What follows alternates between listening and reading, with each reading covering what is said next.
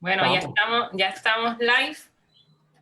Buenas noches a los que nos sintonizan. Bienvenidos otra vez a este espacio como todos los jueves. Gracias por estar aquí con nosotros. Les saluda Gabriela Ortiz y Rafael Acevedo, que estamos en el rol de moderadores de este espacio. Buenas noches, Rafa. Buenas noches a ti y a nuestro distinguido invitado. A eso voy. Vamos a presentar al profesor Félix Córdoba Iturrey, quien ha estado también analizando y hablando mucho por ahí sobre las elecciones, y hace un tiempito sobre las elecciones y sobre política. Al profesor le interesan estos temas, así que va a ser una buena conversación con el profesor. Bueno, a mí me interesa, hemos titulado este Facebook Live Elecciones, Resultados de Elecciones 2020, ¿qué hacer? A mí quizás me interesa arrancar por algo que ha sido sorpresivo. Tengo unos números de las elecciones del 2012, si las comparamos con las elecciones actuales en términos de los llamados partidos minoritarios, que vemos que ahora pues no lo son. En aquel entonces, si sumamos la candidatura de la gobernación, la suma eran unos 81.876 votos versus las elecciones presentes, que suman unos 435.934. Sabemos esa diferencia abismal, y me gustaría saber, profesor Córdoba, ¿cómo deben aprovechar estos resultados, estos partidos? Me refiero a Lúgaro, con el Movimiento Victoria Ciudadana, Dalmau con el PIB, Vázquez y Molina, o llamemos los partidos minoritarios o disidentes. ¿Qué ventaja deben sacar de esto? ¿Cómo deben aprovechar estos resultados? Bueno, buenas noches, Gabriela, y buenas noches, Rafa. Es un placer estar aquí con ustedes. Gracias por la invitación. Yo me he referido en múltiples ocasiones a este proceso electoral desde hace meses, ¿verdad? Destaqué lo que yo creía que iba a ser la característica más importante, que era un proceso que nos iba a hacer entrar en una etapa de transición hacia otro escenario político electoral en Puerto Rico. Yo no creo que se deba a una transición que sea súbita en estas elecciones del 2020. Yo creo que esto se viene preparando especialmente desde el 16, ¿verdad? Porque en el 2016 se manifestó por primera vez, no fue en el 12, fue en el 16, lo que yo llamaría un cambio decisivo en la participación electoral, en la forma en que se distribuyeron los votos electorales en términos de los partidos políticos. Hasta el 2012, los partidos principales, los dos partidos principales, y por eso se ha hablado siempre del bipartidismo, porque se han repartido el poder estos dos partidos casi simétricamente, ¿verdad? De una forma como un péndulo. Estos partidos obtenían entre 94 y 95% de los votos que se emitían, de la gente que votaba, de la gente que participaba en el proceso electoral. Pero eso se transformó de una forma muy significativa en el 2016. En el 2016, en lugar de obtener estos partidos 94, 95% de los votos, que era lo que siempre pasaba, la cantidad de votos que estos partidos obtuvieron bajó un poco de 80%. Fue 79 y pico de por ciento. Quiere decir que si tú miras esa cifra, tú puedes hablar de un descenso de unos 14, 15%, 15 puntos porcentuales, perdón. De 94, 95% bajaron a 79 puntos algo. Eso marcó una diferencia enorme. Pero fíjate lo que pasó, y Gabriela y Rafa, fíjense, lo que sucede es que en esa caída de casi 15 puntos porcentuales, se dio precisamente por la participación sorprendente de dos candidatos independientes. Alexandra Lúgaro, que obtuvo 175,000 votos, más o menos, y el otro fue Manuel Sidre, que sacó más de 80,000 votos.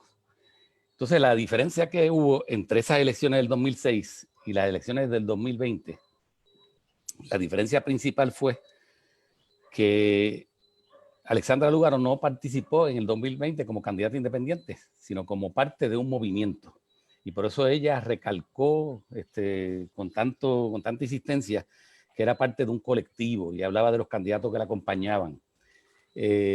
No participó en las elecciones Manuel Sidre, apareció otro candidato independiente que fue Eliezer Molina.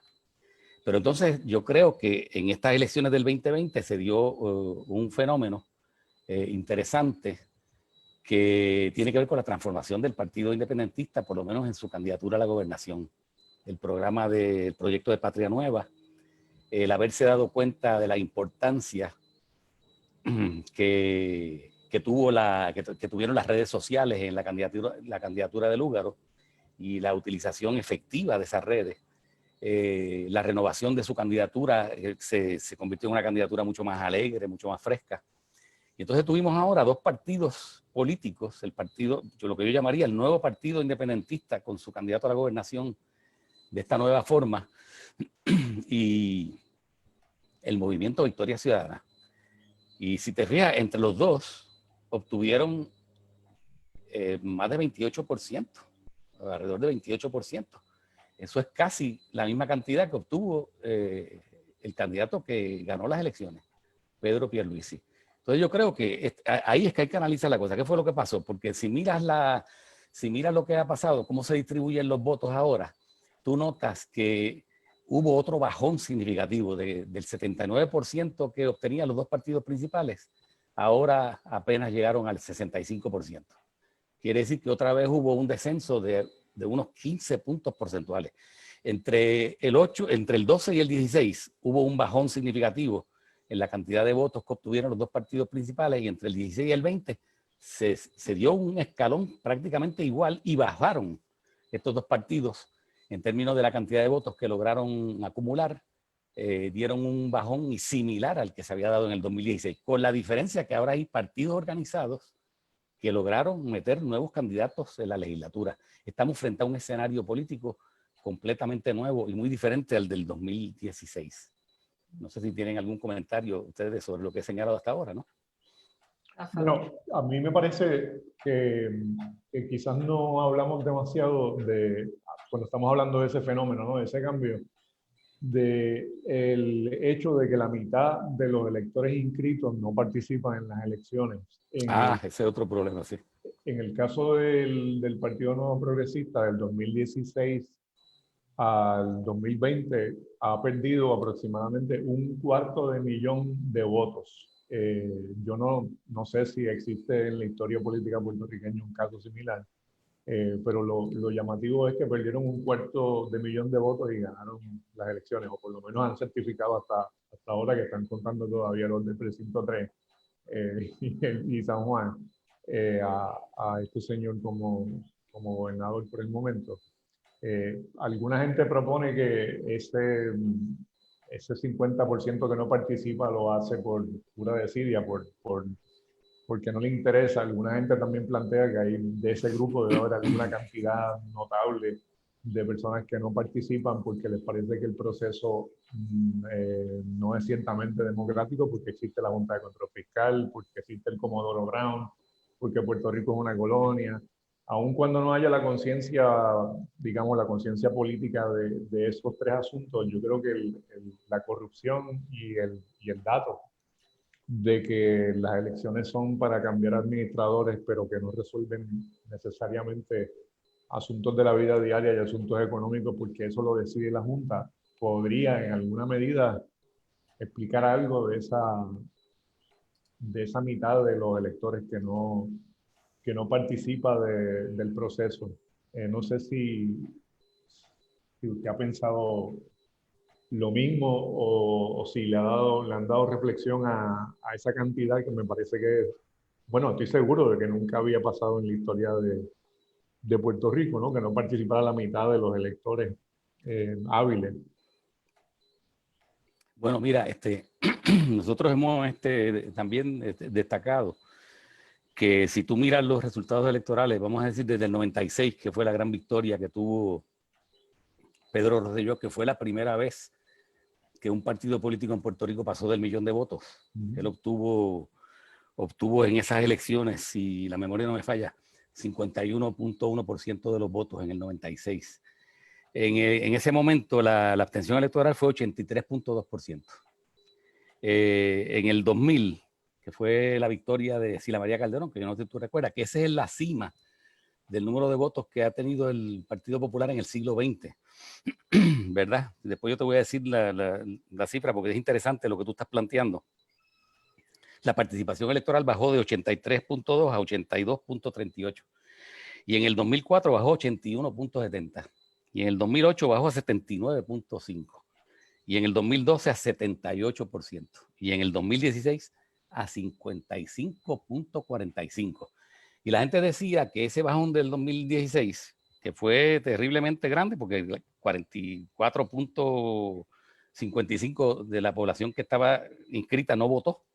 Ahí comenzó el proceso en el 2016. Dijeron, pero es que hubo una decisión de la Corte que obligó a que se reconociera a aquellos electores que no habían votado en las elecciones anteriores o en 2 elecciones antes que no estaban inscritos, que se considerara que estaban inscritos. Y se pensó que se habían inscrito pues, un montón de personas que pues, prácticamente no tenían ningún interés en votar en las elecciones. Pero es que ahora en estas elecciones el bajón ha sido todavía mayor. Bajó a 51%, 51 punto algo, ¿no? No sé cuál es, sabremos pronto cuál es la cifra final. Lo que quiere decir es que ha habido una tendencia a bajar desde fines del siglo XIX, del siglo XX, perdón. Ahí entra la literatura, Rafa. Sí, solo pensé. Desde fines del siglo XX empieza a descender paulatinamente, pero se empieza a marcar desde el 16, del 12 al 16, otra vez, cuando hubo el gran bajón en los puntos porcentuales, porque aparecieron también estos fenómenos nuevos, los candidatos independientes. Yo creo que eso era necesario analizarlo y nunca se analizó profundamente, ¿verdad? ¿Qué significó Lúgaro? ¿Qué significó Sidre? ¿A quién le quitó votos uno y otro? Fíjate que uno de los esquemas bien simplones del análisis actual, entre ellos nuestro colega universitario Carlos Díaz Olivo, que yo no sé, tiene una capacidad para simplificar las cosas y deformarlas para que sean prácticamente irreconocibles, se empeñó, pero de una forma insistente en que Lúgaro le quitaba votos al Partido Popular y no al PNP, cuando toda la información que yo tengo es que había una cantidad enorme de estadistas que iban a votar por Victoria Ciudadana y estaban participando en la cuestión organizativa regional de Victoria Ciudadana. Y entonces lo que no previeron ellos es que una gran cantidad de votantes del Partido Nuevo Progresista se iban a ir con Dalmau, porque fueron montones. Yo conozco muchas personas que eran, vamos a decir, de lo que se llama el corazón del rollo del Partido Nuevo Progresista, que votaron por Juan Dalmau. Aquí lo que hay que analizar es qué es lo que está pasando.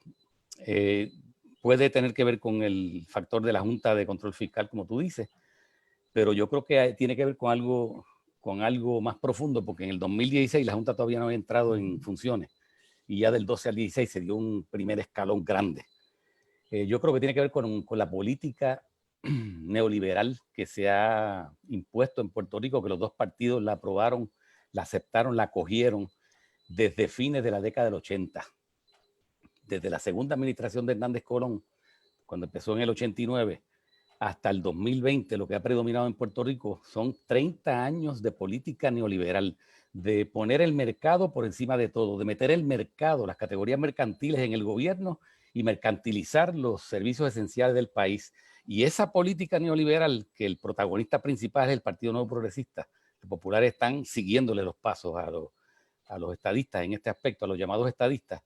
Esa política neoliberal ha venido acompañada con una enorme cantidad de corrupción. Lo que ha habido es una corrupción que se ha carcomido al partido principal, al Partido Nuevo Progresista, y yo creo que estas elecciones lo que plantean es una protesta electoral contra esa política neoliberal que tocó violentamente a la juventud precisamente a partir del 16. Yo creo que lo que pasó en el verano del 2019 ha cambiado totalmente el escenario político social en Puerto Rico. Pero fíjate, ¿quiénes fueron con quién se asocia el movimiento del verano? Se asocia con la juventud. Pero la gente se olvida que los que empezaron el movimiento de protesta contra la política de Ricardo Rosselló, con todos los arrestos que hubo, con el famoso chat, con toda la insensibilidad que manifestaron debido al huracán, con la falta de eficiencia en hacer que la ayuda le llegara a la gente después del huracán, especialmente la energía eléctrica que costó tantas muertes en Puerto Rico, que los cálculos son 3.000 y pico de muertes o 4.000, pero yo estoy seguro que fueron muchos más, porque murieron como consecuencia de no tener energía eléctrica durante meses, y hubo gente que tuvo más de un año sin energía eléctrica. Fueron los jóvenes que se manifestaron primeramente en el 17 en una huelga universitaria, que tú la conociste, Gabriela tiene que saber de ella, ¿verdad? Porque fue la huelga que tuvo como resultado, ya con la Junta de Control Fiscal aquí, tuvo como resultado el 1 de mayo más grande que ha habido en la historia de Puerto Rico, que salió de la Universidad de Puerto Rico una masa humana que de hecho terminó en unos conflictos con la policía que son pues tuvieron mucha resonancia en Puerto Rico. Así que ese movimiento juvenil que empezó de protesta contra el gobierno de Ricardo Rosselló fue capaz de arrastrar al país detrás de ellos. Y había un elemento universitario ahí importante, porque a esta juventud, la política neoliberal, con toda la crisis de corrupción y con toda la debacle económica que ha habido en Puerto Rico, a esa juventud se les expropió el futuro. Son una juventud que se ha educado, que hoy en día muchos de ellos tienen maestría, tienen doctorados y no consiguen plazas en la Universidad de Puerto Rico, porque la Universidad de Puerto Rico congeló las plazas, no abre plazas, está achicándose, la han estado atacando frontalmente. Y entonces el resultado fue pues, la movilización del verano, la transformación de la sensibilidad política que hay en Puerto Rico, y aquí estamos recogiendo los frutos de esa crisis, que es una crisis que yo creo que es importante llamarle una crisis neoliberal que ha puesto, que ha quebrantado la relación colonial. Por eso yo creo que se dan dos fuerzas. Mira, yo creo que hay una tensión entre dos fuerzas aquí violentas. Por un lado, la protesta social contra las condiciones económicas, contra la corrupción, contra la falta de sensibilidad, pero por otro lado hay una contrafuerza que resta a esa, que son los fondos federales. Fíjate que Jennifer González, Caridad, Pierluisi, que le dirigió la campaña, no hablan nada más que de fondos federales. Y esto es un tema bien importante. ¿Por qué? Porque estamos hablando de que es cierto que ya FEMA ha gastado en Puerto Rico, ha invertido en Puerto Rico más de 22.000 millones de dólares. Yo no sé si tú lo has sentido, yo no sé dónde están. Porque ciertamente, pero eso hay que analizarlo. Ha metido más de 22.000 millones de dólares desde el huracán María. Estamos hablando de que en 3 años en Puerto Rico ha entrado 3 veces más de fondos federales que con ARRA, que fueron los que recibió Fortuño, que fueron 7.000 millones de dólares, que le permitieron a Fortuño capear la crisis que él mismo había creado. Entonces, quedan todavía, réstale a 63.500 millones, réstale esos 23.000 millones. Miran los fondos federales que quedan por llegar a Puerto Rico. Había realmente una desesperación por el Partido Nuevo Progresista por tener acceso al control político porque van a administrar esos fondos federales. ¿Ah? Y ahí está, pero la relación de esos fondos federales es que la dependencia de Puerto Rico ha aumentado de una forma realmente dramática. Quizá más tarde les doy unos datos para que ustedes vean lo que significa que este es un país que lo han hecho más pobre, lo han hecho más indefenso, lo han hecho más dependiente, y todavía 48% votó que no en el plebiscito. Sí. Eso es algo que posteriormente podemos profundizar, pero es para que tengas ideas las fuerzas que se están moviendo en Puerto Rico. Por un lado, nos están atando las manos con forma de dependencia económica y con una cantidad mayor de fondos federales. Y por otro lado, la población está resintiendo la crisis económica, la pobreza, el empobrecimiento relativo que hemos tenido grandes sectores en este país, especialmente la juventud, que no encuentra salidas viables para una vida económica, vamos a decir, aceptable, no digamos estable, aceptable. Y esas son las dos fuerzas que se están moviendo en Puerto Rico, y eso hace el fenómeno de que todavía el PNP pueda mantener una victoria, pero que tenga que enfrentarse ahora con movimientos emergentes, que son, y yo incluyo en movimientos emergentes al Partido Independentista, aunque es un partido viejo, porque es un partido que se ha renovado en el proceso. Tenemos a Victoria Ciudadana y tenemos el Proyecto Dignidad con toda la problemática que pueda traer un movimiento religioso de ese tipo. Profesor, quizás enlazando un poco lo que está comentando, ese panorama político actual, nos preguntan por aquí por qué la izquierda no se unió, y es una pregunta que quizás está por ahí entre sectores, y la hacen aquí en el live, quizás usted tenga una respuesta. Bueno, yo lo que voy a plantear antes de la respuesta, Gabriela, es lo siguiente. quizás para mirar el futuro. Yo miraría el futuro. La realidad es que esta elección del 2020, las elecciones del 2020, nos deben ayudar a reflexionar si realmente tenemos interés en construir una nueva sociedad en Puerto Rico, un nuevo país, si realmente queremos transformar a Puerto Rico, porque nos han puesto en condiciones de entender que es urgente, que es necesario abrir un diálogo de entendimiento entre las fuerzas que evidentemente no son fuerzas que patrocinan el neoliberalismo en Puerto Rico. Esas dos fuerzas están recogidas principalmente en el Partido Independentista y en el Movimiento Victoria Ciudadana. Por lo tanto, yo creo que es importante que en lugar de empezar ahora a tratar de decir quién es más importante, quién hizo mejor actuación, empezar a movernos las pajitas del hombro, a ver quién le tumba la pajita al otro. Debemos tener mucho cuidado con el lenguaje que usemos.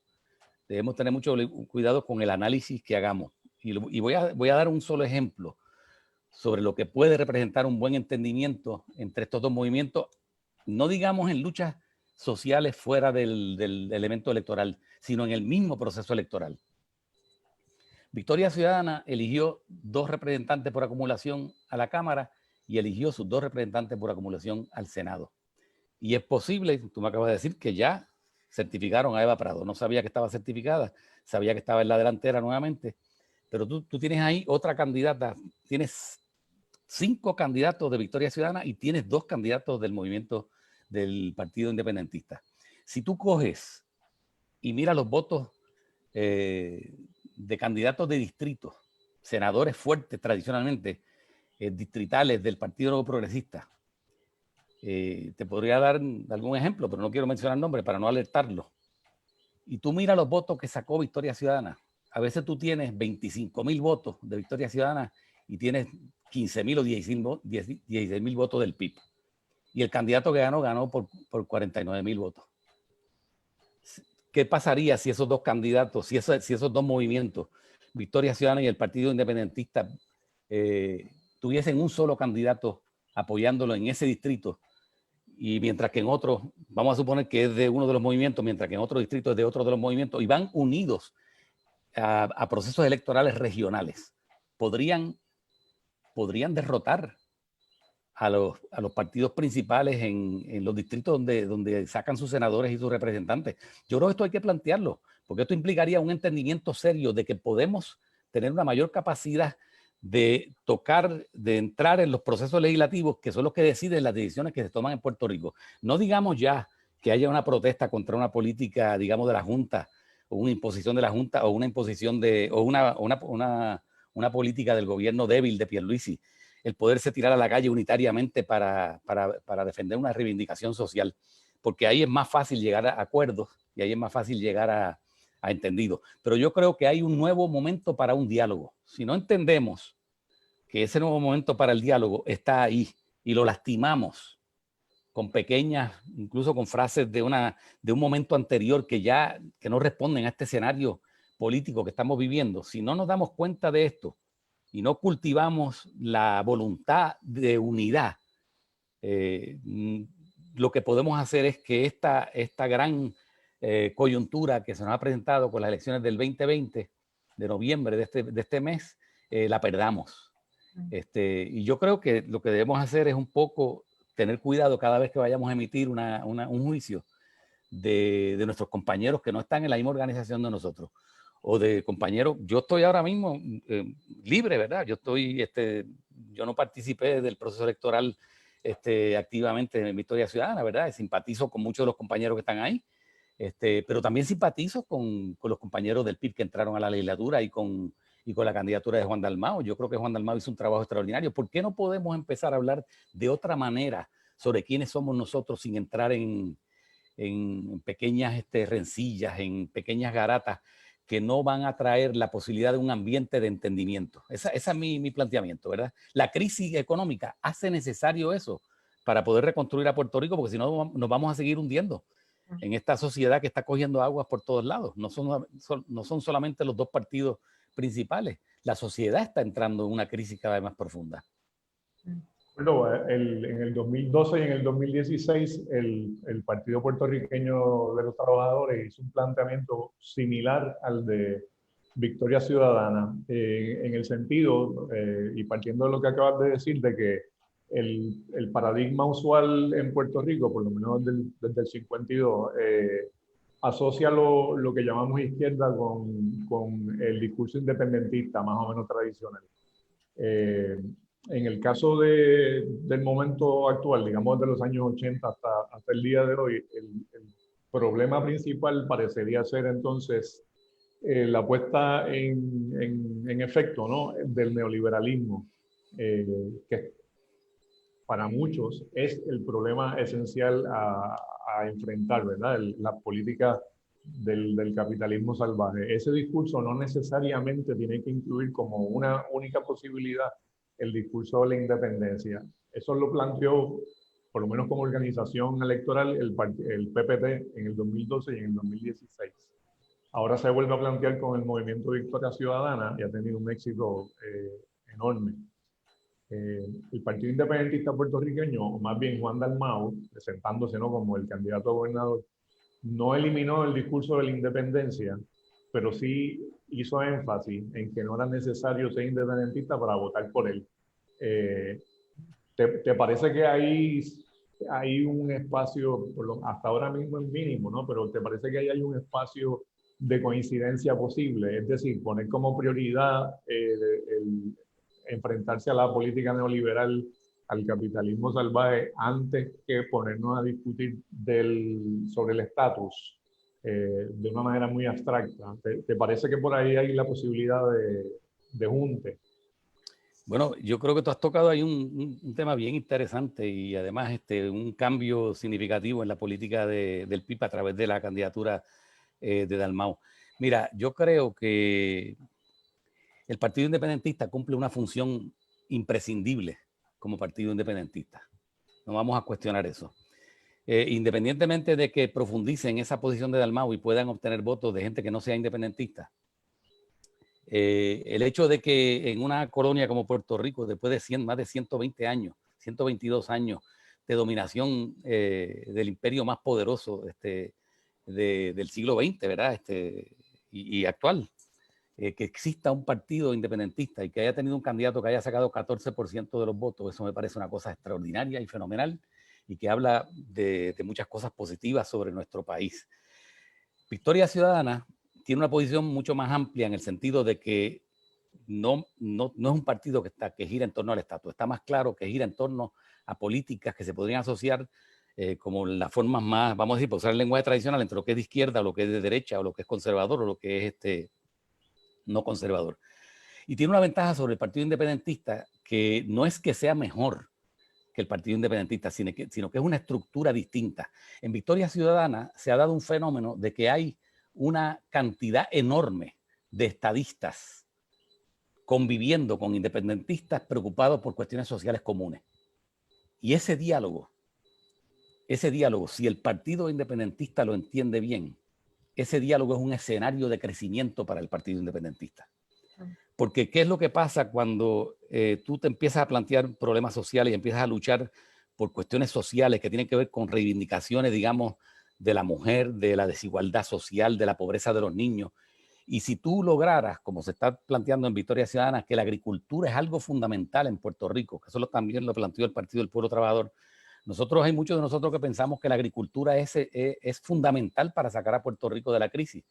Pero si tú eres un estadista y tú te das cuenta que la estructura colonial es el impedimento para el desarrollo agrícola, con los pocos estadistas que tuvieron en el Partido del Pueblo Trabajador, yo hablé y le dije, si tú llegas a encontrarte que el límite lo ha impuesto Estados Unidos, ¿qué tú haces como estadista? Y dice, pues entonces yo voy a luchar por la independencia. Porque hay un límite estructural para el desarrollo coherente de mi país. Pero eso para poder empezar a enfrentar a la gente a esos límites, tú tienes que estar ¿dónde? En espacios de comunidad de acción. Tú no puedes estar desvinculado en unos espacios que no te permiten tan siquiera compartir ideas con ellos. Ha habido compañeros que han participado estadistas que por toda la cosa esta de las muertes que ha habido los feminicidios, las muertes de los trans, se han radicalizado de una forma acelerada. No se iban a radicalizar dentro del Partido Nuevo Progresista, pero al entrar en un espacio nuevo de convivencia, que es Victoria Ciudadana, ahí hay debates de ideas, ahí hay intercambio, hay respeto, no hay, no hay acusaciones de que tú eres un estadista, por lo tanto tú eres un vendepatria. Hay una situación de diálogo. Yo lo que creo es que nuestra salida histórica tiene que ver con el diálogo. Si entendemos que cada cual tiene una función distinta y que tiene una función que no tenemos que competir, que no eres más eficiente porque tienes 10%, yo tengo 15%, porque tienes funciones distintas en el proceso de transformación social de Puerto Rico. Si entendemos eso, yo como miembro, vamos a decir, como miembro de Victoria Ciudadana, me interesa que el PIB se fortalezca. O yo como miembro del Partido Independentista Puertorriqueño, me interesa que el movimiento Victoria Ciudadana se fortalezca. Incluso aunque se fortalezca y sea 4 veces más grande que mi movimiento. Porque el espacio de discusión y el espacio de diálogo que están abriendo es un espacio mucho más fértil para el crecimiento futuro de los planteamientos que estamos haciendo desde una minoría. Desde una minoría, dentro de las minorías, te estoy diciendo, o sea, estoy hablando de cosas relativas. Yo creo que la cuestión dialéctica, la cuestión del diálogo, lo dialógico, debe ser el acento principal. Y el diálogo debe estar fundamentado en la buena fe y en el entendimiento y el lenguaje respetuoso. Yo podría diferir de ti, Rafa, pero no te tengo que insultar. No te tengo que decir un epíteto que tú encuentres que ya el diálogo se hace difícil. Podemos diferir, pero vamos a tratar de afinar las ideas de la diferencia, porque puede ser que en muchos otros elementos tengamos unas convergencias que son más importantes que las diferencias, ¿verdad? Por ahí es que yo creo que hay que caminar. ¿Te parece que eso es posible con Proyecto Dignidad? Ahí tenemos una situación bien interesante. Con el Proyecto de Dignidad yo creo que hay que buscar los puntos de convergencia. Ayer ellos tuvieron una comparecencia, los dos del Movimiento Victoria Ciudadana, con las dos electas del Proyecto de Dignidad en pelota dura. Y hicieron un comentario que habían estado hablando antes de entrar al programa y eran más las convergencias que las diferencias. Yo creo que aunque haya diferencias profundas con el Movimiento de Dignidad, con el Proyecto de Dignidad, hay que acentuar las convergencias también, porque uno no sabe en este momento cómo se puede dar el desarrollo de muchos de estos elementos que están ahí, igual que con quizás elementos del Partido Popular Democrático, que si llega a darse el proceso de que Victoria Ciudadana se fortalezca en las próximas elecciones, con el Partido Independentista también fortalecido, pues esos son imanes que van a alar a los elementos progresistas de esos partidos, a los elementos que estén disgustados con la política neoliberal, porque en el Partido Popular hay mucha gente, bueno, eso lo representaba Carmen Yulín, que perdió las primarias, ¿verdad? Que representaba un sector que se enfrentaba a ciertas políticas neoliberales. Y ahí queda un montón de gente que la apoyó a ella en ese movimiento, en ese Partido Popular. Por lo tanto, yo creo que el diálogo lo debemos abrir para que sea un diálogo que apunte hacia la construcción de una nueva sociedad, sin eliminar a nadie. Claro, sin eliminar a nadie que no esté identificado con la corrupción y con los viejos estilos de políticos que están identificados con el bipartidismo, ¿verdad? Y ante ese panorama diverso que se está perfilando en la legislatura y, bueno, lo que ha pasado ahora con los resultados que vamos viendo, ¿qué reacción tendría usted a cómo lo va acogiendo el PNP y el PPD? Porque hoy ha estado en discusión, por ejemplo, la cosa de que ya se puede perfilar que se estén haciendo acercamientos, quizás para consolidarse, no sé, como ganar fuerzas ante todo lo que está ocurriendo del otro lado. Bueno, Gabriela, lo primero que tenemos que pensar es que aparentemente, ¿verdad? Hay que esperar los resultados finales, pero lo último que vi de la Comisión Estatal, de los datos que dan, es que Aníbal José Torres se colgó. Eso es importante porque entonces entra Keren Riquelme del PNP, que dicho sea de paso, es una fundamentalista. Está dentro de la línea religiosa que probablemente eventualmente sea más coherente con el Proyecto de Dignidad que con el mismo Partido Nuevo Progresista. Entonces no tiene mayoría nadie en la Cámara y no tiene mayoría nadie en el Senado, porque a los populares les hace falta un legislador en la Cámara, para tener la mayoría, que son 26, y le falta un senador para tener la mayoría, que son 14, porque el total del Senado son 27. ¿Qué significa esto? Que ellos tienen que buscar un acuerdo con algún senador de otro partido para obtener una mayoría ahí y poder aprobar una ley. Yo me imagino que ellos, el primer acuerdo va a ser votar por alguien para presidir el Senado.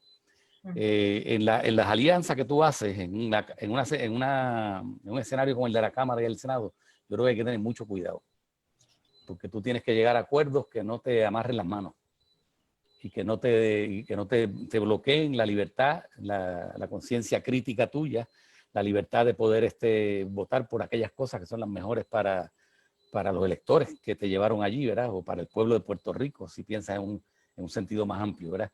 Así que yo creo que hay que tener hay que ser bien cuidadoso. Y yo pienso, ¿verdad?, que la forma más coherente de bregar con este problema es con cada circunstancia que se presente, más allá de que sea posible elegir un presidente del Senado. Yo creo que, mira, no me extrañaría que si los nuevos representantes y senadores de los partidos minoritarios amenazan con sus acciones a los elementos bipartidistas que están dentro de ese Senado y en esa Cámara, no te sorprendas que las alianzas se puedan dar entre el Partido Popular y el Partido Nuevo Progresista, porque pueden tener muchas cosas más en común, algunos legisladores entre ellos, y que veamos cosas curiosas en el futuro, ¿verdad? Ahora, a mí me gustaría decir algo sobre los datos que señaló Rafa de la debacle de los partidos políticos, si podemos volver a ese tema momentáneamente para ver entonces cómo enfocamos esto que estamos discutiendo ahora. Porque hay que verlo, hay que ver que estos legisladores nuestros tienen que pensar en cómo los movimientos que representan van a crecer para el 2024 y que no se pueda dar el retroceso de ninguno de ellos. Estoy hablando principalmente del Movimiento Victoria Ciudadana y del Partido Independentista. Sería una pena o incluso una tragedia para el pueblo de Puerto Rico que estos dos movimientos se enfrentaran con el 2024 con algún tipo de debilitamiento interno. Y por eso me parece que es importante entender cuál es la tendencia, digamos, de crisis de los dos partidos principales, si les parece bien a ustedes. Sí, sí. ¿Seguro? Adelante. Porque es que Rafa mencionó, dio unos datos sobre la pérdida de votos. Y a mí me gusta ver eso. ¿Quiere decir algo, Rafa? Decía lo del aproximadamente el 250,000 de votos que pierde el Partido Nuevo Progresista, y a pesar de eso tiene más votos que el Partido Popular, que también perdió una cantidad bastante cercana, ¿no?, al 250,000 de votos. Sí, mira, yo lo que hice fue, yo miré el punto, digamos, la cima electoral del Partido Nuevo Progresista, que se dio en el siglo XX. No fue en el 96 con Rosselló, que Rosselló sacó 51.1%. Yo no sé si tú recuerdas la victoria de Luis Fortuño sobre Aníbal Acevedo Vilá. ¿Cómo olvidarlo? En 2008. Fue de 1.025.000 votos, 25.965 votos, y obtuvo 52.8% de los votos. Era un partido de mayoría absoluta. Yo creo que esto es bien importante cuando discutamos, si nos da tiempo, la importancia del plebiscito. Mira, en el 2008 se obtuvo 1.025.965 votos, 65 votos, perdón, 1.025.000 votos, para redondear, 1.026.000 votos. En el 2020, Pedro Pierluisi iba a ganar con 390.330, que fue lo último que vimos en la comisión, ponle que suba 2 o 3.000 votos más. Estamos hablando de que si tú le restas los votos que el del 18, a los votos del 18, le restas los del 20, han perdido 635.635 votos en 12 años. Bueno, si lo quieres ver desde el 2016, o los votos que perdieron entre el 2008 y el 2016, ahí perdieron 365.455 votos entre el 2008 y el 16, en 8 años. Y entre el 8 y el 8 y el 16 perdieron otros 365.000 votos más. O sea, estamos hablando de que este partido, si tú lo miras desde el 2008, ha perdido más de 700.000 votos. Estamos hablando de bueno, es un barco grande, pero está haciendo agua por todos lados. es un barco en quiebra, en crisis profunda. El Partido Popular es lo mismo. Mira, la cima del Partido Popular en el siglo XX fue Sila María Calderón, como 978.860 votos.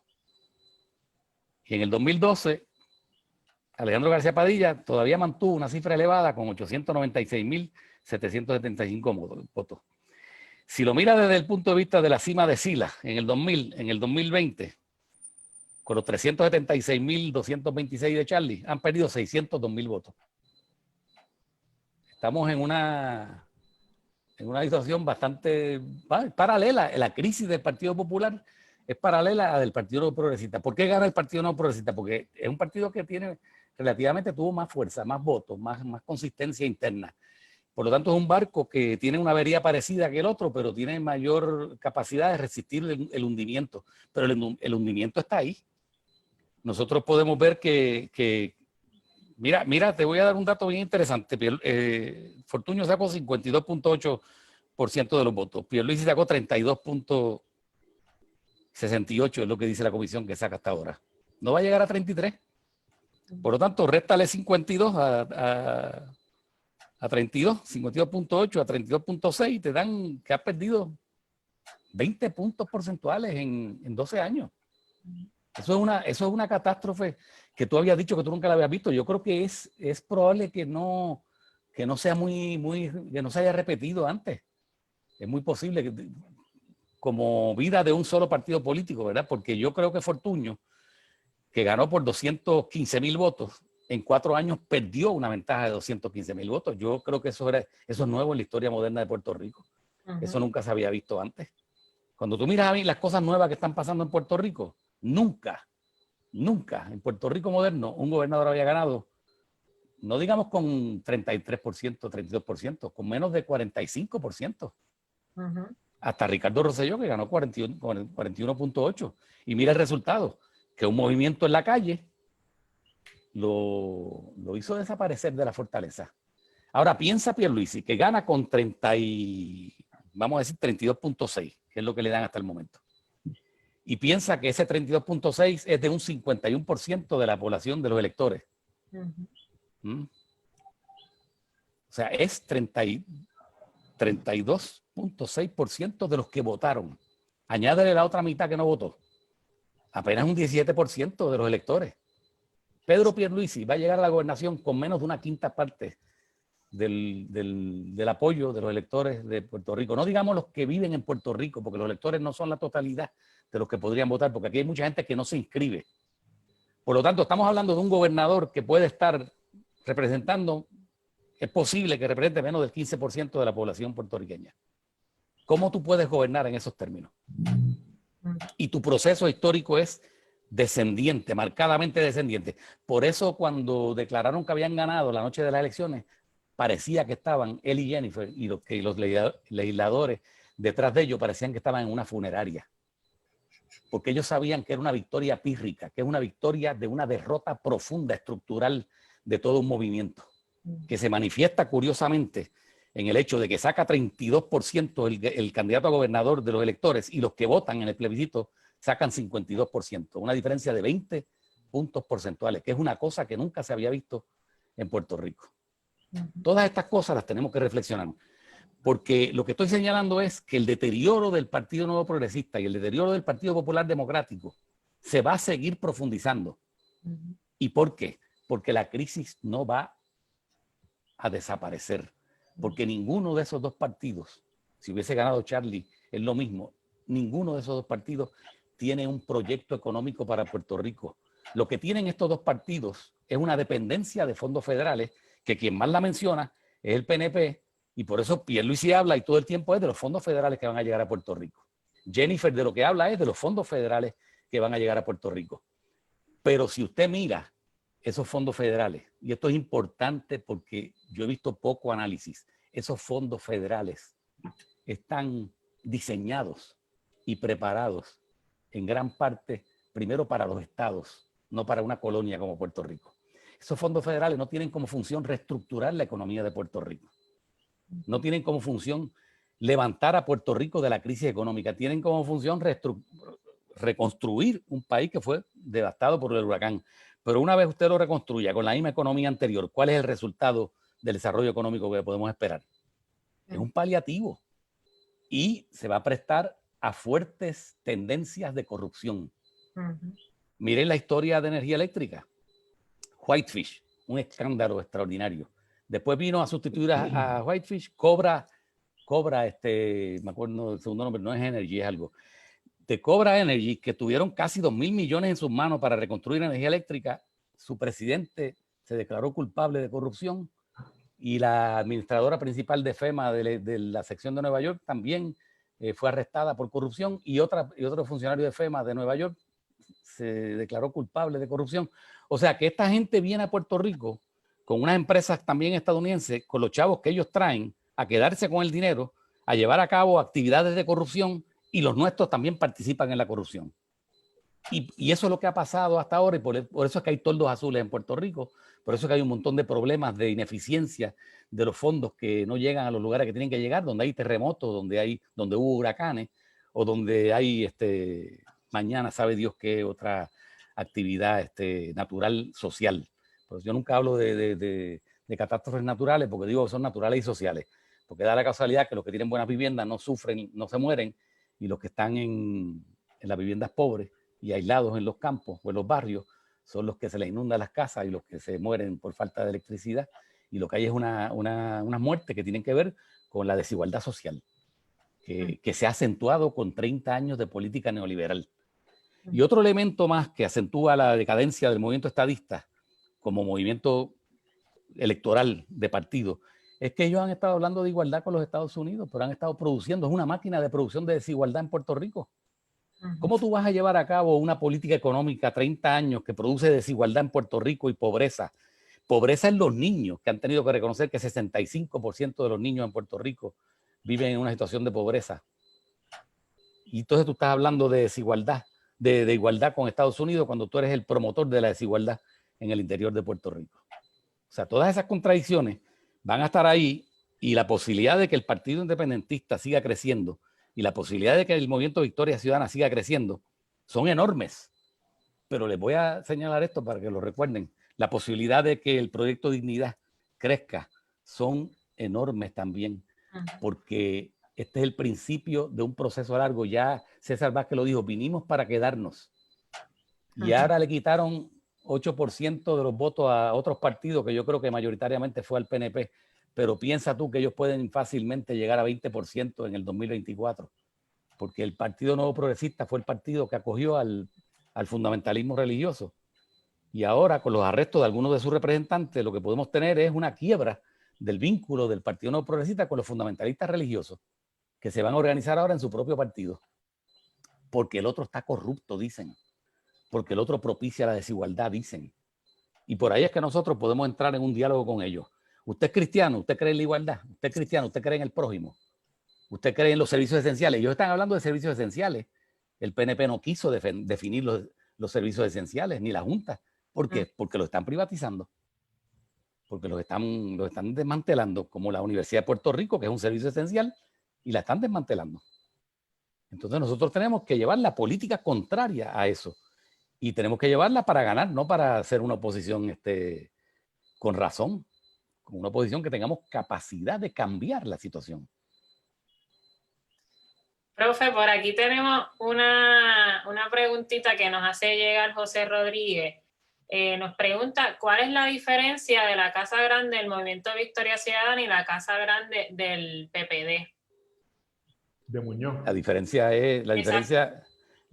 sí, esa pregunta es interesante, ¿verdad? Pero la diferencia es, para empezar, la primera diferencia fundamental es que es un movimiento que está orientado por una política que no es neoliberal, que es antineoliberal. Yo creo que esa es la diferencia fundamental. Y en este momento, yo creo que el planteamiento que hizo Rafa hace un rato es cuáles son aquellos puntos que nos unen a nosotros, que no están vinculados necesariamente con el estatus, que nos pueden permitir convergencias de acción y poder llevar a cabo políticas constructivas que en algún momento, tarde o temprano, yo creo que va a ser más temprano que tarde, si las políticas son eficientes, vas a chocar con los que verdaderamente mandan en este país. primero vamos a chocar con la Junta de Control Fiscal si queremos hacer cambios significativos, y después vamos a chocar con los dueños, con los que le dan órdenes a la Junta de Control Fiscal, que es con el Congreso y con el aparato federal, porque en algún momento va a haber un conflicto, pero tenemos que caminar hacia eso, no con la pureza de antemano. En el movimiento Victoria Ciudadana hay muchos elementos y puede haber muchas contradicciones ideológicas, pero lo importante es que haya diálogo interno y que haya posibilidad de alinear una política en una dirección efectiva para combatir las políticas más terribles que están empobreciendo y están subordinando a Puerto Rico colonialmente con mucha más fuerza. Porque si usted deja que el mercado decida, como decía Pedro Rosselló, el mercado va a decidir con la estructura colonial que tiene, va a reafirmar el coloniaje. Ese enunciado de Pedro Rosselló fue un enunciado completamente irreflexivo. Él no se dio cuenta que el mercado no cree en la igualdad. El mercado es una estructura que en todos los lugares del mundo, si tú lo dejas funcionar bajo sus propios impulsos, polariza la riqueza. Crea ricos por un lado y crea pobres por otro. Y en el mercado, en Puerto Rico, históricamente, las fuerzas que han dominado el mercado desde que se establecieron en el siglo XX son los grandes monopolios, los grandes intereses. Desde las compañías azucareras hasta las presentes compañías farmacéuticas, nosotros, y en el comercio, pues los Walmart y los Walgreens y todas estas estructuras son las que determinan la forma del mercado. Si nosotros queremos transformar a Puerto Rico, vamos a tener que transformar el mercado. Y transformar el mercado es crear medidas que protejan, por ejemplo, a esos jóvenes que están yendo a la agricultura, a crear una nueva experiencia agrícola, ecológica, agroecológica o de agricultura, ¿cómo se llama? Agroecología sustentable. Sí, que tiene dimensiones ecológicas y orgánicas. Todas las formas saludables de llevar a cabo la producción de alimentos que hace falta en Puerto Rico para no depender de esa masiva importación de alimentos que vienen del exterior. Si el Partido Popular Democrático hubiera gente que favoreciera el desarrollo de una agricultura con una gran vitalidad, nos estamos moviendo hacia posibles entendimientos. Mira, uno se puede mover hacia posibles entendimientos con aquellos que quieran desarrollar esas fuerzas económicas productivas que hagan de Puerto Rico un país más autónomo, más independiente. Porque eso es parte de un proceso muy complejo. Sí. Rafa, ¿algo que quieras comentar? Sí, lo que estaba planteando, la pregunta que hacen sobre la diferencia que hay, o la diferencia o la similitud que hay entre la Casa Grande de Muñoz y la Casa Grande de Victoria Ciudadana, pues es una pregunta que sí es válida, pero uno siempre tiene que partir de la constatación de que se tratan dos momentos históricos diferentes y que son situaciones bastante diferentes. A mí me llama la atención, por ejemplo, que en el movimiento Victoria Ciudadana hay personas como Ana Irma Rivera Lacén o Rafael Bernabe, que hasta mi conocimiento tienen una visión de interpretación de la realidad que es socialista, es marxista, por lo menos en el caso de Bernabe estoy completamente seguro. Y en el caso de Eva Prados hay un planteamiento que me parece que es importantísimo, más allá de la cuestión del estatus, es la auditar la deuda, por ejemplo, que es casi una obsesión de Eva Prado. Y una buena obsesión. Sí, lamentablemente no pude votar por ella porque no estoy en el precinto 3. Y ese tipo de asunto puntual, yo creo que es importantísimo, que lo tenía también el Partido Independentista, lo tiene el Partido Independentista porque María Leonda Santiago hizo el mismo planteamiento en el 2016, ¿verdad? Entonces, cuando planteaba Córdoba el asunto de que lo principal, me corrige, Córdoba, lo principal aquí es establecer los diálogos sobre las cosas en las que se coincide, ¿verdad? El PIB, el MBC y algún otro grupo que coincida en el asunto de enfrentarse a la desigualdad que Puerto Rico nos estaba mencionando. De hecho, entre las cosas, Isabel Feliciano nos estaba diciendo que Puerto Rico es el quinto país más desigual del mundo. Pues me parece que si esto se constata, pues estamos hablando de que esto sería prioritario, hablar de la desigualdad en Puerto Rico y trabajar con eso, ¿no? Para romper con esa pobreza. Y yo no sé si preguntar en qué se diferencia el Partido Popular de Muñoz y el MBC en este momento, o sea, algo que... No, pero mira, yo creo que la pregunta es buena y la pregunta yo la veo como una pregunta muy bien intencionada y te voy a decir por qué. El Partido Popular, cuando se organiza en el 38, es un partido que se organiza anterior a un planteamiento, a una organización que Muñoz le llamó Acción Social Independentista. Y ganó relativamente, vamos a decir, tuvo en el 40 tuvo un despliegue extraordinario, pero en el 44 barrió. Pero la gente tiene que recordar que en el 44 el Partido Comunista se disolvió para apoyar al Partido Popular, se disolvió como partido.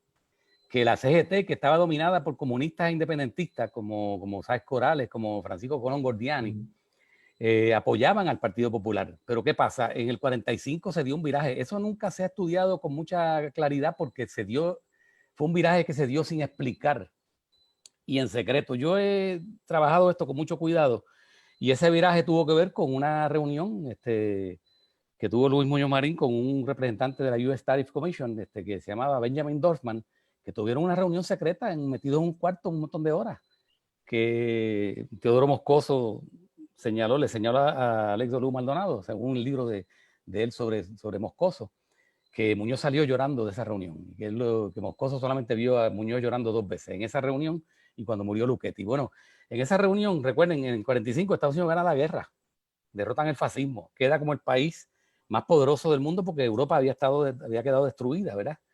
Entonces, tiene que haberle dicho Dorfman a Muñoz, porque de ahí salió la teoría de que Muñoz lo convencieron de que la independencia era imposible económicamente. Eso es un disparate. En ningún país se puede probar que la independencia es económicamente inviable. Lo que Dorfman tiene que haberle dicho a Muñoz, mira, no va lo que tú estás proponiendo, porque todo este plebiscito y toda esta soberanía de que se está hablando, no lo vamos a permitir, sencillamente. Así que tiene que cambiar de rumbo. Y le doblaron no digo yo que le doblaron el brazo, le doblaron la conciencia. La Casa Grande del 44, del 40, del 42, donde cabía la gente del CGT, donde cabía la gente del Congreso Pro Independencia, donde cabía la gente y estaba en esa Casa Grande, la gente que fundó el Partido Independentista en el 46, se rompió en el 45. En el 45 dividieron la Confederación General de Trabajadores. Y en el 45 Muñoz prácticamente planteó que era incompatible ser del Congreso Pro Independencia y estar en el Partido Popular, porque la mayor parte de líderes principales del Partido Popular eran parte del Congreso Pro Independencia. La diferencia puede ser que venga alguien, alguna fuerza congresional o federal, y le tuerza la conciencia a un dirigente equivalente a Muñoz en Victoria Ciudadana para que cojamos otro rumbo. Esa es la pregunta que hay que hacer. ¿Es eso posible? ¿Lo vamos a permitir? Esas son las preguntas que tenemos que contestar. Yo creo que toda pregunta que se haga, incluso la más áspera, si no está hecha desde el fondo con mala fe, la debemos acoger como una pregunta para investigar, para aclarar, para debatir cosas. Porque yo esa pregunta me parece que es importantísima. Porque ya hubo un caso histórico de una Casa Grande que vino y nació para descolonizar a Puerto Rico, porque esa era la atmósfera que dominaba en el Partido Popular entre el 40 y el 45. Y se fue por otro rumbo. Pero miren, recuerden, la Casa Grande en el 44 tuvo una victoria contundente y Muñoz Marín se convirtió en un dirigente con un dominio extraordinario sobre ese partido. Lo que nosotros tenemos que tener en cuenta es quiénes son nuestros dirigentes, cómo vamos a constituir el movimiento. ¿Queremos tener un caudillo en el movimiento Victoria Ciudadana? ¿Queremos tener un caudillo en el Partido Independentista Puertorriqueño?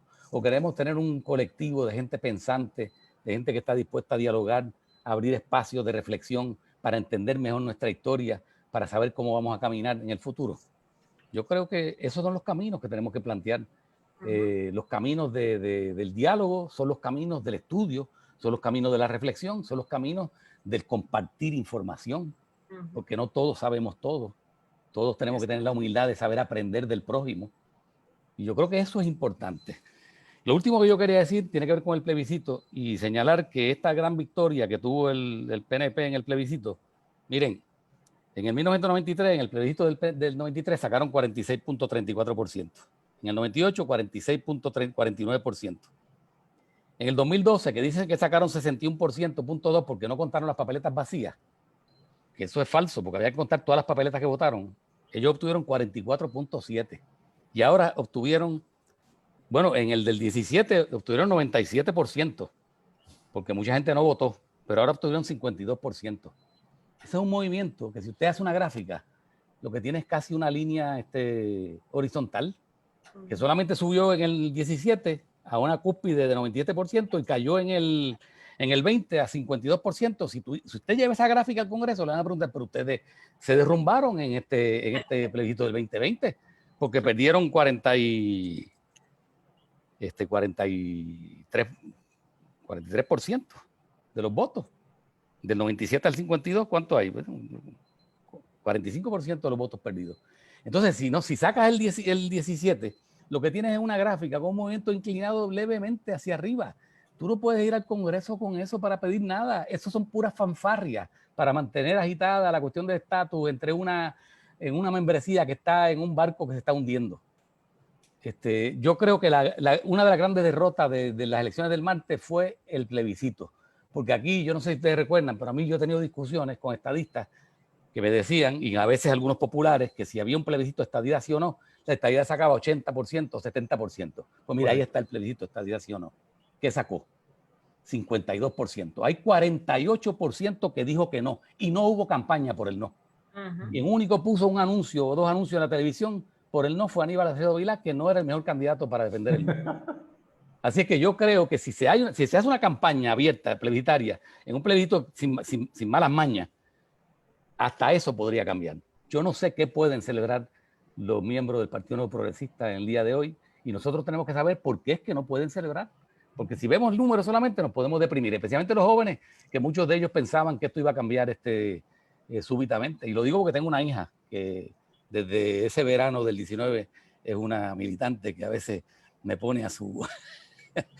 se va a la izquierda mía, cosa que es bien interesante porque a mí me alegra, porque ese diálogo es bueno tenerlo en la vida doméstica, ¿verdad? Bueno, pues nosotros ya llevamos una hora de conversación y precisamente quería cerrar con una pregunta sobre el plebiscito, así que se me adelantó. Bueno, pero tú la puedes hacer como quieras, a ver si la contesté. No, pero era una impresión preguntarle hablar sobre el último tema del plebiscito, así que no. Sobre el plebiscito yo creo que el PNP no puede cantar mucha victoria, porque si tú vas al Congreso con esa cifra, te van a decir, pero ese país está dividido en dos partes. Esos son dos pedazos. ¿Cómo tú le vas a dar la estadidad a un país que 48% dijo que no la quiere? En un plebiscito amañado.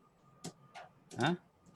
Yo creo que eso es importante. Además, Jennifer González dijo en el 2016 que iba a Washington, iba a hacer temblar el Congreso y que la estadidad la iban a traer en 4 años. Pues yo no he visto que nada en el Congreso haya temblado con la presencia de Jennifer González. Tampoco va a temblar con estos resultados del plebiscito. Ellos van con una caja vacía para Washington, y es importante que entendamos eso y no sentirnos ni defraudados ni deprimidos, sino que tenemos taller por delante. Hay que trabajar con este país para explicarles cuáles son las condiciones terribles que estamos viviendo y quiénes son los que son responsables de esas condiciones. Y yo creo que ese es el gran taller político que tenemos por delante. No es para individuos solitarios, es para colectividades pensantes el futuro que hay para Puerto Rico. Bueno, yo me he sentido como en una clase en el Luis Párez Matos en Humanidades, que de hecho el profesor pues, me dio clase a mí también, que se lo comentaba ayer. Así que aquí le están agradeciendo y yo también le agradezco que haya estado aquí, que haya discutido con nosotros estos temas. Pues yo le agradezco a ustedes la invitación y les digo con toda sinceridad, ¿verdad? Yo en cualquier cosa que pueda ayudar siempre estoy disponible, porque yo creo que hay mucho trabajo en este país por delante y tenemos que ser responsables con lo que nos toca todavía a nosotros. Yo soy de una generación que ya está pasando, pero yo me siento solidario y me siento completamente identificado con los jóvenes de este país y los admiro. Y los admiro porque se han convertido en nuestros maestros. Y eso es fundamental. Bueno, pues recordarle a la gente que todavía nos está sintonizando la suscripción al canal de YouTube del periódico para que vean nuevamente esta conversación y todas las que hemos ido poniendo allí. Rafa, ¿algo más que quieras añadir? Sí, creo que entonces debemos invitar a Félix Córdoba otro día para hablar de literatura. Eso estaría bien. Bueno, aprender de ti, que tú eres un profesor de... Yo recuerdo que yo fui una vez a evaluar una clase tuya, fue excelente, así que no sí, te acuerdas. Sí, claro que me acuerdo. Estaba hablando de Juan Antonio Correger, una clase muy buena. Yo estaba bien excelente. Asustado. ¿Ah? Estaba asustado. Estaba ¿no? bien asustado, estaba bien asustado. No, lo que pasa es que cuando tú tienes intrusos en las clases de esa forma, se pone nervioso uno, pero no asustado. Fue un Pues placer. Fue un placer esa clase. yo siempre he querido tener a Rafa de profesor, quizás eso sea un buen momento. ¿Cómo fue, Rafa? Gracias, profesor. Gracias a ustedes nuevamente por la invitación y los felicito por lo que están haciendo. Cuídense mucho. Bueno, pues buenas noches a todo el mundo. Buenas noches, Gabriela. Un placer verte de nuevo. Nos vemos, igual. Cuídate mucho. Hasta luego.